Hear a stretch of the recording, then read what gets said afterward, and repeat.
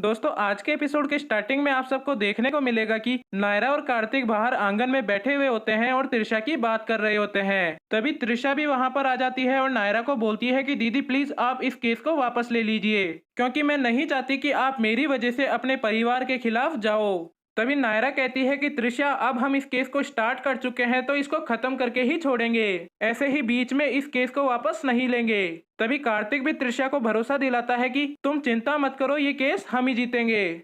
वहीं दूसरी ओर आप देखने वाले हो कि गोयनका हाउस में दादी गायों के लिए केसर वाला दूध लेकर आती है और बोलती है कि बेटा तुम इस दूध को पी लो, इससे तुम्हारी सेहत अच्छी रहेगी। दादी का ऐसा बर्ताव देखकर गायू सोचने लगती है कि दादी और घर वाले कितना अच्छे से मेरा ख्याल रखते हैं। लेकिन जब कुछ ही देर बाद गायू दादी और मनीष जी की बात सुनती है तो उसका सारा वहम उड़ जाता है, क्योंकि दादी मनीष को बोल रही होती है कि अगर हमको गायू से नायरा के खिलाफ सबूत निकलवाने हैं तो हमको उसका अच्छे से ख्याल रखना होगा। और उन दोनों की यह सब बातें सुनकर गायू सोचने लगती है कि मुझे कार्तिक और नायरा का ही साथ देना चाहिए था, मैं गलत ही घर वालों के बहकावे में आ गई। फिर दोस्तों नेक्स्ट सीन में आप सब देखने वाले हो कि मिस शिवानी सिंघानिया हाउस आ जाती है और त्रिशा से पुरानी चीजें याद करने के लिए बोलती है ताकि उसको कुछ सबूत मिल सके।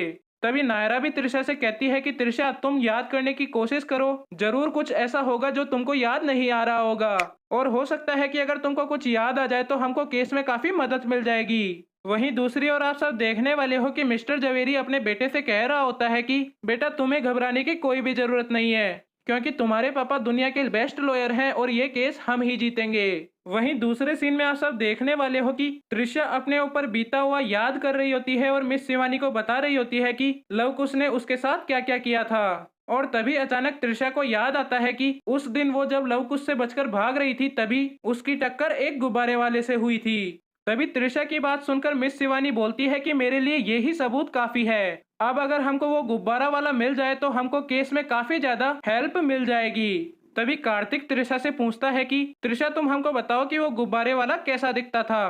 तो त्रिशा उनको बताती है कि वो गुब्बारा वाला लंबा चौड़ा था और उसने चश्मा पहना हुआ था। और दोस्तों जैसे ही त्रिशा कार्तिक को ये बात बताती है तो कार्तिक और नायरा उस गुब्बारे वाले को ढूंढने चले जाते हैं। वहीं मिस शिवानी अपने घर चली जाती है। दोस्तों आगे आप देखने वाले हो कि नायरा और कार्तिक त्रिशा को लेके उस जगह पर पहुंच जाते हैं जहां पर वो गुब्बारे वाला त्रिशा को मिला था। और वहां पहुंचकर वो दोनों सभी लोगों से पूछने लगते हैं कि क्या आपने एक हट्टा कट्टा चश्मे लगाने वाला गुब्बारा वाला देखा है। लेकिन दोस्तों काफी मशक्कत के बाद भी उन दोनों को गुब्बारे वाले का पता नहीं चलता है। तभी कुछ देर बाद उन दोनों की नजर एक दूसरे गुब्बारे वाले पे पड़ती है और वो दोनों उसके पास जाकर पूछते हैं कि क्या आपने चश्मे लगाने वाले गुब्बारे वाले को देखा है। तो वो गुब्बारे वाला बोलता है कि जिस आदमी की आप बात कर रहे हो ना उसका मिलना मुश्किल है, क्योंकि वो अपनी मर्जी का मालिक है और उसका कोई भी टाइम फिक्स नहीं है कि वो कब आता है और कब निकल जाता है।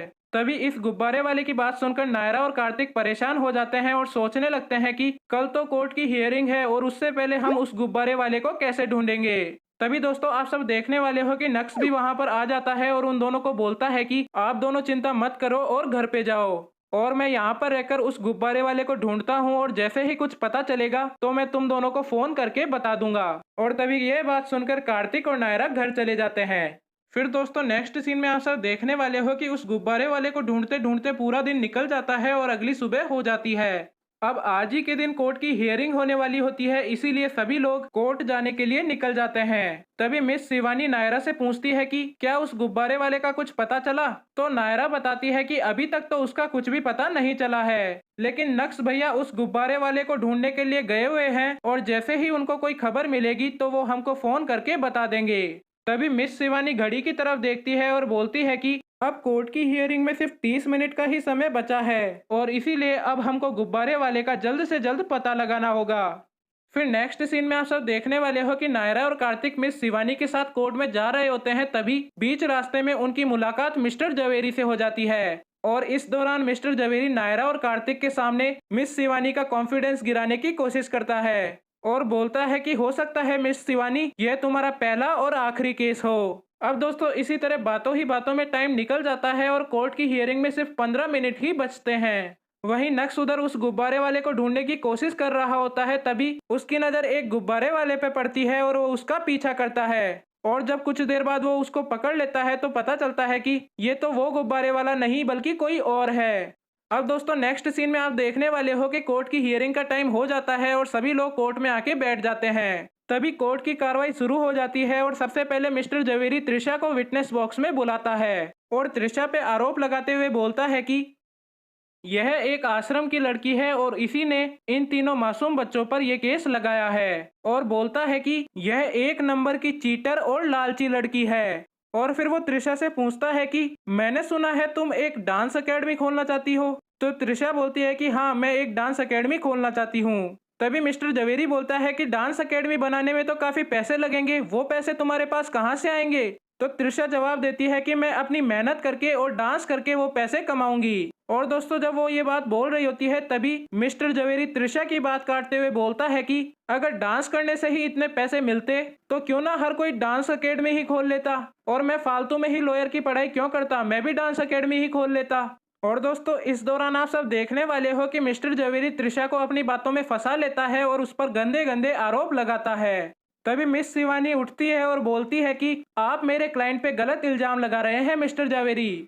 और दोस्तों इस दौरान मिस्टर जवेरी की सवाल सुन सुनकर त्रिशा रोने लग जाती है। तभी त्रिशा को रोते हुए देखकर मिस्टर जवेरी बोलता है कि चलो रोना बंद करो, अब मैं तुमसे ऐसे सवाल नहीं पूछूंगा। इसके बाद मिस्टर जवेरी जज साहब को बोलता है कि ये जो तीनों लड़के आपके सामने खड़े हैं ना, वो बहुत ही अच्छे खानदान के और अच्छे बिहेवियर के लड़के हैं और जो इनके कॉलेज के बिहेवियर का सर्टिफिकेट है वो भी मैंने आपके सामने रख दिया है, आप उसको देख लीजिए। और बोलता है कि ये तीनों ही बहुत ही अच्छे बिहेवियर वाले लड़के हैं, अगर आपको विश्वास नहीं होता है तो गवाह के तौर पर इनके कॉलेज फ्रेंड्स को भी यहाँ पर पेश कर सकता हूँ, फिर आप उनके मुंह से ही इनके बिहेवियर के बारे में सुन लेना। और दोस्तों इसके बाद मिस्टर जवेरी आखिरी चाल चलते हुए बोलता है कि मिस शिवानी के पास कोई भी ऐसा सबूत नहीं है जिससे ये प्रूव होता हो कि मेरे क्लाइंट्स ने त्रिशा के साथ छेड़छाड़ की है और इसीलिए जज साहब मैं आपसे दरख्वास्त करना चाहता हूं कि आप इस केस को यहीं पर खत्म कीजिए और मेरे क्लाइंट्स को बाइज्जत बरी कीजिए। तभी दोस्तों जज अपना फैसला सुनाने ही वाला होता है, लेकिन तभी कहानी में एक ट्विस्ट आता है और मिस शिवानी बोलती है कि हमारे पास इस केस का एक चश्मोदीद गवाह है और मैं आपसे उसको अदालत में लाने की मंजूरी चाहती हूँ। यह बात सुनकर जज साहब इजाजत दे देते हैं और दोस्तों तभी आप सब देखने वाले हो कि नक्श उस गुब्बारे वाले को लेकर कोर्ट में पहुंच जाता है। और दोस्तों यहीं पर आज का एपिसोड खत्म हो जाता है। अब आगे आने वाले एपिसोड में यह देखना काफी इंटरेस्टिंग होगा कि क्या गुब्बारे वाला लवकुश के खिलाफ गवाही देगा या नहीं, और अगर वो गवाही दे देता है तो ये केस आखिर कौन जीतेगा।